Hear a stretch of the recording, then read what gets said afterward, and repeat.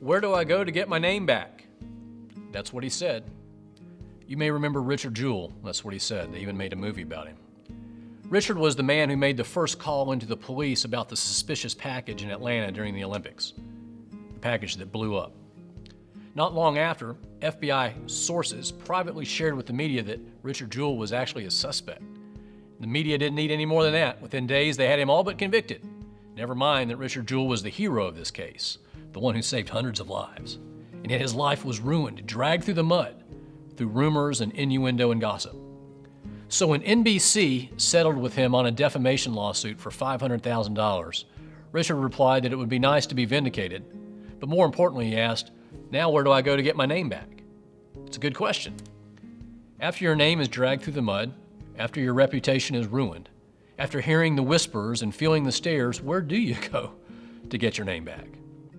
Whoever said sticks and stones may break my bones, but words can never hurt me, didn't know much about gossip, did they? That person never looked into the eyes of a teenage girl whose name has been tossed around text messages and social media by boys trying to impress their friends. They've never heard her ask, why do boys do these things? They've never gazed into the sad faces of a family whose son has died in a tragic car wreck and heard the unfounded rumors. They've never heard them ask, what causes people to feed on these half-truths and spread them with such ferocity? Truth matters, because anything less than the truth eventually leads to pain for someone.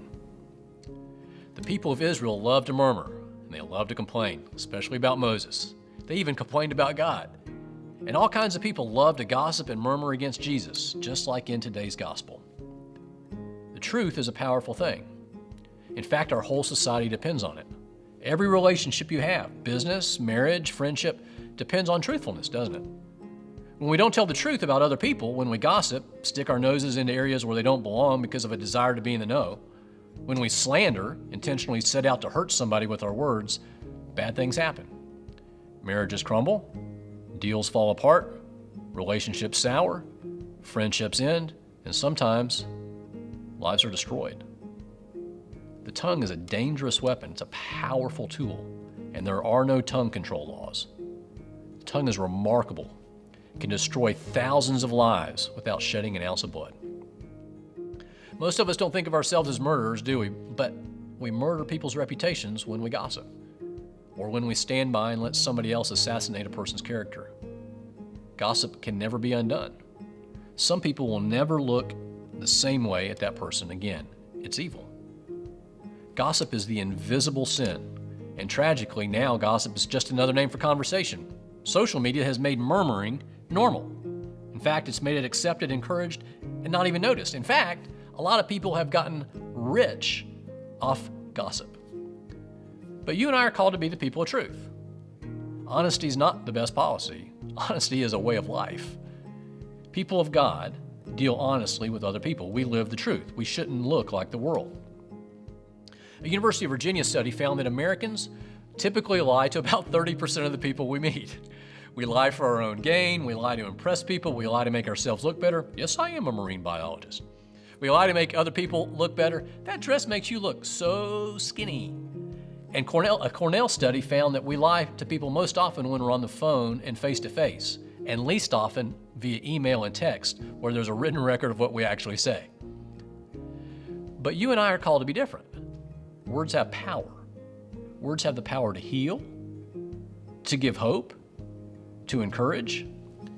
So here's 3 simple questions to ask yourself before you speak. Number 1, is this true?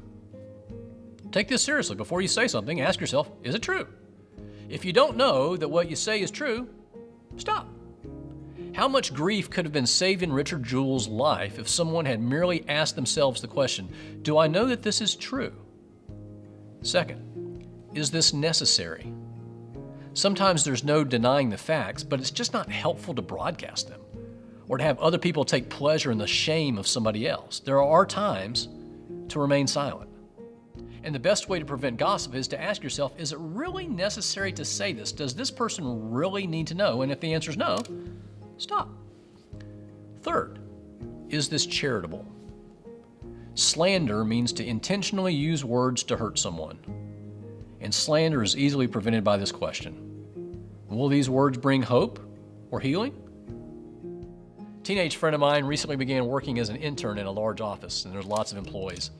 And I asked him how things were coming. He said, it's fun, but he noticed as he walks down the halls how often folks would be in little groups whispering, and when he walks by, they stop quickly when they see him. It's clear that what was being said wasn't charitable. You could tell by the looks on the faces and by the body language. If it's not charitable, if the words can't bring hope or healing, stop. You and I are called to stand for the truth.